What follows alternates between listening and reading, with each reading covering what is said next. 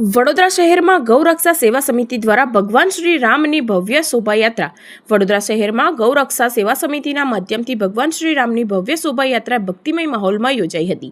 ચૈત્ર સુદ નવમીના પાવન અવસરે ધર્મ ત્યાગ અને સત્યના પ્રતીક મર્યાદા પુરુષોત્તમ ભગવાન શ્રી રામચંદ્રજીના પ્રાગટ્ય પર્વ શ્રી રામનવમી નિમિત્તે આ આયોજન કરવામાં આવ્યું હતું. શોભાયાત્રામાં મોટી સંખ્યામાં રામભક્તોએ ઉમંગભેર ભાગ લીધો હતો. શહેરના વિવિધ વિસ્તારોમાંથી પસાર થયેલી આ યાત્રામાં ભજન, કીર્તન, ઢોલ, નગારા અને ધાર્મિક ઝાંખીઓ દ્વારા સમગ્ર વાતાવરણ ભક્તિમય બન્યું ગયું હતું. આ પ્રસંગે ગૌરક્ષા સેવા સમિતિના આગેવાનો અને સભ્યો ઉપસ્થિત રહી સૌને શુભેચ્છાઓ પાઠવી હતી.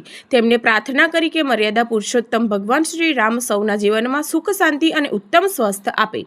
આ શોભાયાત્રાએ શહેરમાં આધ્યાત્મિક એકતા અને ભક્તિભાવનો સુંદર સંદેશ પ્રસારિત કર્યો હતો. 7 ગુજરાતી ન્યૂઝ સાથે રિપોર્ટર સંદીપ જોશી, વડોદરા.